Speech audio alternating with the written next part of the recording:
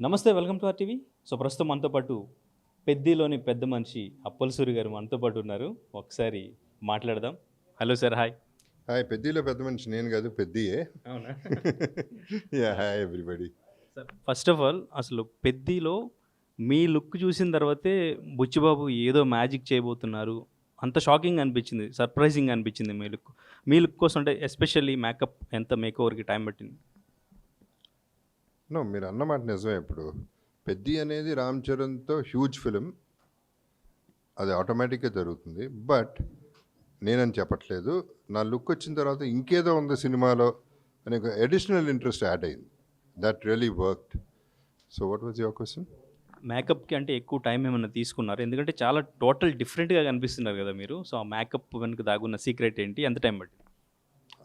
Makeup thanks to Rasheed and Buchchi's idea. అది టోటల్గా మొత్తం తీసుకొచ్చిన ఇది బాగుంటుందని చెప్పింది బుచ్చి. అది 3 hours పట్టింది, అది కాదు ఇష్యూ. కానీ ఆ చేంజ్ ఓవర్ జగపతి బాబు కనపడకుండా అప్పల్ సూరి కనపడటం అనేది that's biggest plus in the film. అంటే ఇప్పటి వరకు మీరు యాంటగనిస్ట్గా సపోర్టింగ్ రోల్స్ అన్నీ చేశారు. బట్ ఏంటి అప్పల్ సూరి క్యారెక్టర్ అంటే మీకు ఛాలెంజింగ్ అనిపించింది ఏంటి? తను అనుకున్న కాన్సెప్ట్ నేను ఎలా ఉండాలి అనేది థాటే నాకు actually I was amused, I was shock. ఎలా ఆలోచించగలిగావు బుచ్చి, అసలు నేను ఎలా కనపడ్డాను నీకు అలా అనేది. అంటే మళ్ళీ డైరెక్టర్ గొప్పతనం బయటపడింది. అంటే that's what a creative director can think of. Jagapathi బాబుని ఇలా కూడా చూపించవచ్చు అనేది సుక్కు కూడా అన్నాడంట బుచ్చితో. నువ్వు ఒక్కడవే చేయగలవయ్యట, నా తర్వాత నువ్వు దాన్ని మించిపోయావు అని సుక్కు కూడా చెప్పాడు, సుకుమార్. అంటే రంగస్థలం టైంలో చూసే ఉంటారు బుచ్చిబాబు ఎలా ఉంటారు, ఒక సీన్ ఎక్స్ప్లెయిన్ చేస్తే అప్పుడు ఎలా ఉండేది అని. పెద్ద టైంలో ఏమైనా చేంజ్ ఓవర్ కనిపించింది? లేదు, నాకు నాన్న ప్రేమతో నుంచి బుచ్చి పరిచయం, సుకుమార్ బ్యాచ్ అంతా. సో అప్పుడే అన్నాను, ఇన్ఫ్యాక్ట్ ఐ టోల్డ్ మంచి డైరెక్టర్ అవుతావే నువ్వు అని. సో తను అప్పటి నుంచి ఇప్పటి వరకు అదే చేతులు కట్టుకుని అదే హంబుల్నెస్, కాకపోతే ముద్దుగా స్వీట్గా సైలెంట్గా లాక్కుంటాడు మొత్తం. అది.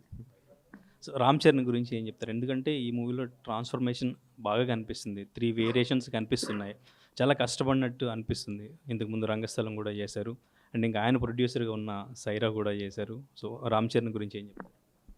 రామ్ చరణ్ నుంచి ఎప్పుడు ఒకటే చెప్తాను, very warm person, very comfortable. Saira అన్నారు కాబట్టి గుర్తొచ్చింది నాకు. నేను బాగా హ్యాపీగా ఫీల్ అయింది తన రామ్ చరణ్ గురించి. అంతకుముందు నాకు సినిమా చేశాను రంగస్థలం, అంతకుముందు అయింది ఆయన.